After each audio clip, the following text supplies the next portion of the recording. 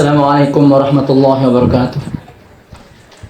نحمد الله الذي خصنا بتعليم القرآن العظيم، ونصلي ونسلم على من تلقى القرآن من لدن حكيم عليم، وعلى آله وأصحابه المجاودين للكتاب المبين، والتابعين لهم بإحسان إلى يوم الدين. قال الله تعالى في كتابه الكريم: أعوذ بالله من الشيطان الرجيم، بسم الله الرحمن الرحيم. وإن كادوا ليستفزونك من الأرض ليخرجوك منها وإذا لا يلبثون خلاك فإلا قليلا سنة من قد أرسلنا قبلك من رسلنا ولا تجد لسنتنا تحويلا. وقال أيضا في آية أخرى: إن يمسسكم قرح فقد مس القوم قرح مثله وتلك الأيام نداولها بين الناس وليعلم الله الذين آمنوا ويتخذ منكم شهداء والله لا يحب الظالمين. Sadaqallahul azim. Bapak-bapak dan ibu-ibu serta saudara-saudara sekalian, wabil khusus saudara-saudara saya yang mengajar di taman-taman pendidikan Al-Quran TPA TPQ di mana saja berada. Ayat yang baru saja saya bacakan tadi adalah surah Al-Isra ayat 76-77, dan pada bagian yang kedua adalah surah Ali Imran ayat 140. Ketiga ayat tadi berbicara tentang atau bahwa sunatullah itu adalah sesuatu yang tidak dapat dihalangi proses terjadinya. Misalnya tentang kebangkitan kembali umat Islam, tentang dipergilirkannya kemenangan di antara manusia. Itu adalah bagian daripada sunatullah. Ulama-ulama dunia pernah meramalkan bahwa abad ke-15 Hijriah ini adalah merupakan abad kebangkitan kembali umat Islam. Mereka meramalkan bahwa kebangkitan kembali umat Islam ini tidak lagi dari Arab, tidak lagi dari Timur Tengah, tetapi dari Asia Tenggara. Wabil khusus, kata mereka, adalah insya Allah pemantik awal dari kebangkitan Islam ini adalah dari Indonesia. Apa sebab mereka memprediksi bahwa kebangkitan Islam ini dari Indonesia? Wallahu a'lam. Tetapi di dalam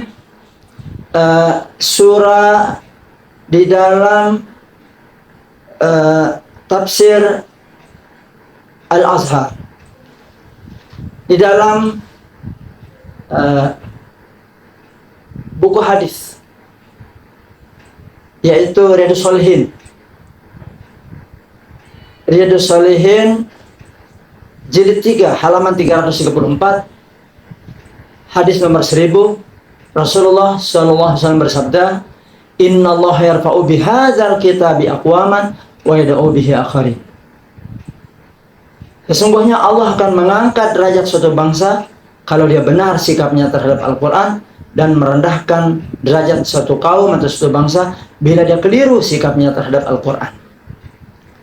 Itu yang pertama. Yang kedua, di dalam tafsir Al-Azhar, tafsir yang ditulis oleh Buy Hamka, juzuk 2 halaman 65, terdapat kaul ulama, yaitu Imam Maliki rahimahullah ta'ala berkata bahwa la yasluhu akhiru hadhil ummah illa bima salaha bihi awaluha. Tidak akan baik akhir dari umat ini kecuali kalau dia kembali kepada yang menyebabkan baiknya umat-umat terdahulu. Apa yang menyebabkan baiknya umat terdahulu? Menurut tafsir ini adalah Al-Quran. Menurut tafsir Al-Azhar ini adalah Al-Quran. Inilah yang menyebabkan baiknya kembali umat-umat terdahulu. Nah, inilah mungkin yang menyebabkan ulama-ulama memprediksi Indonesia sebagai pemantik awal daripada kebangkitan umat Islam.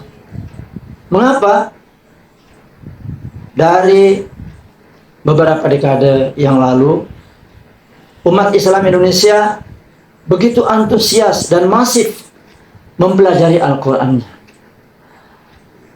Di kampus-kampus perguruan tinggi, di kantor-kantor, Al-Quran dijadikan materi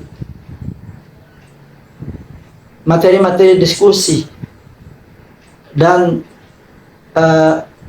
topik seminar.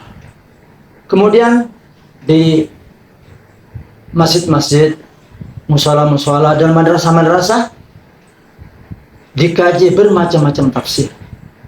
Bersamaan dengan itu, hampir di seluruh Indonesia ini terdapat taman-taman pendidikan Al-Quran, tempat anak-anak mengaji dan tempat menghafal Al-Quran. Terdapat pondok-pondok tahfiz, rumah tahfiz, dan sebagainya. Salah satu sebab semaraknya pengajian anak-anak di Indonesia ini adalah pada tahun 1980-an, bahkan sebelum tahun 1980-an, ditemukan metodologi cara mudah belajar Al-Quran.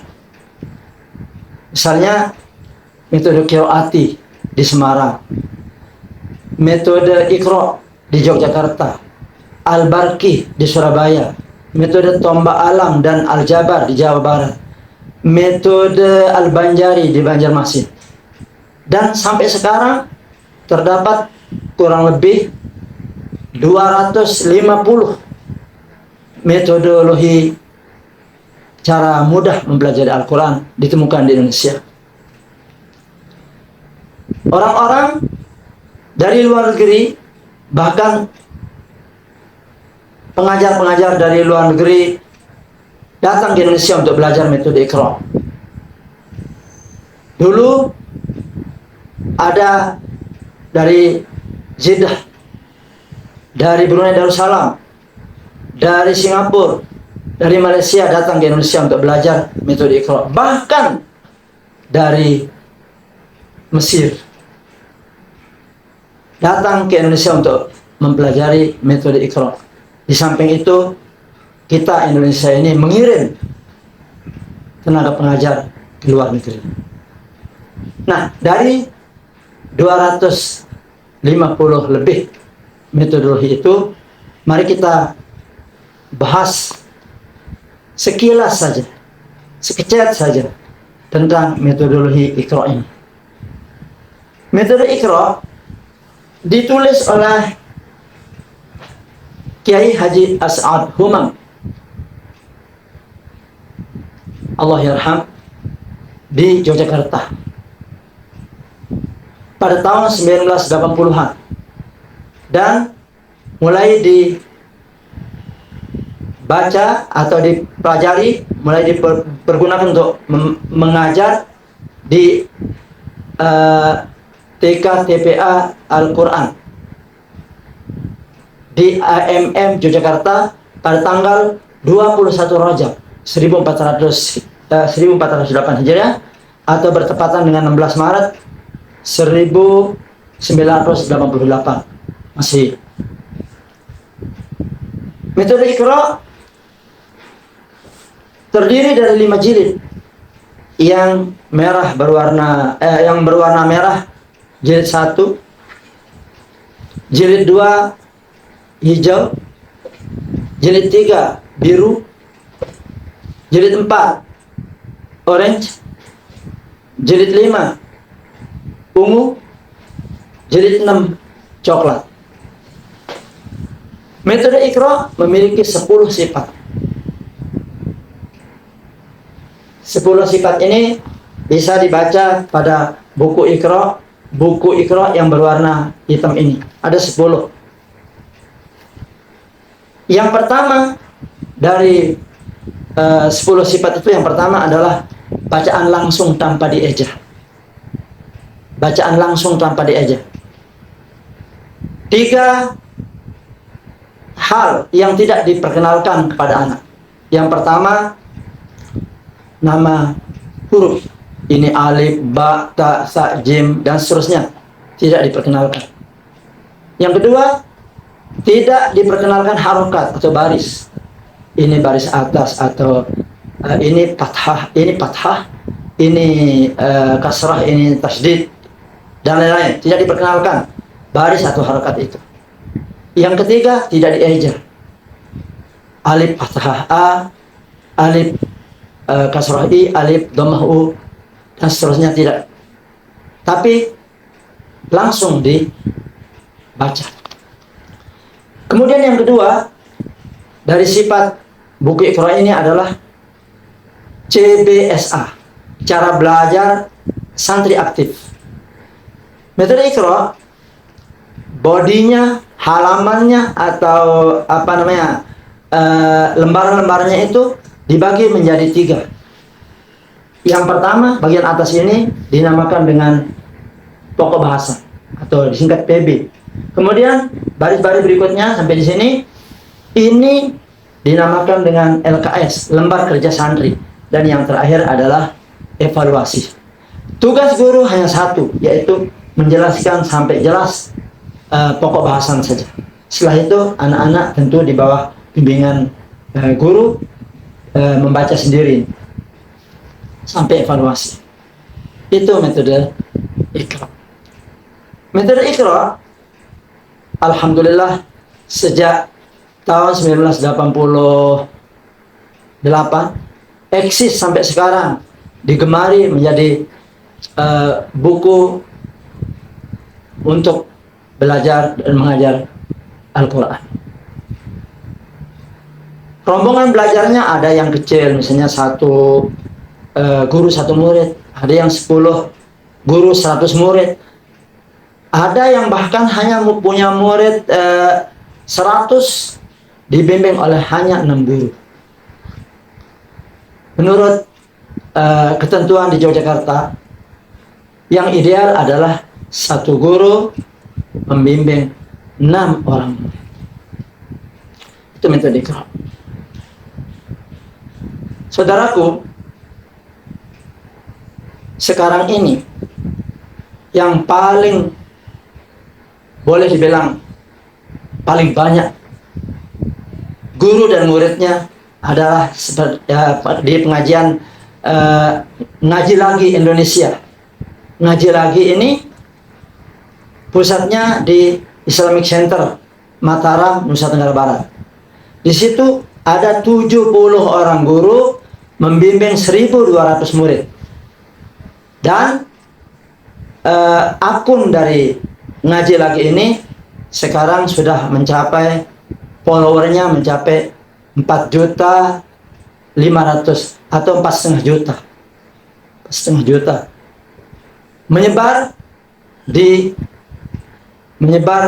di 15 negara. Kami ucapkan kepada para asatiz dan asatizah yang ada di Ngaji Lagi ini, ma'asalama ma'al istiqomah wa ma'al najah. Hadirin para pemirsa dari channel kami, yaitu TPA Milenial Mujahidin Taman Mataram, mungkin itu saja yang dapat disampaikan dulu pada pertama kali ini. Insya Allah di kesempatan lain kita lanjutkan dengan bagaimana cara mengajar dengan metode Iqra ini. Insya Allah pada kesempatan lain. Dan bagaimana pembahasan tentang sifat buku Iqra yang ke-3 sampai dengan yang ke-10. Wallahu a'lam bishawab. Wassalamualaikum warahmatullahi wabarakatuh. Jangan lupa subscribe, like, komen, dan share.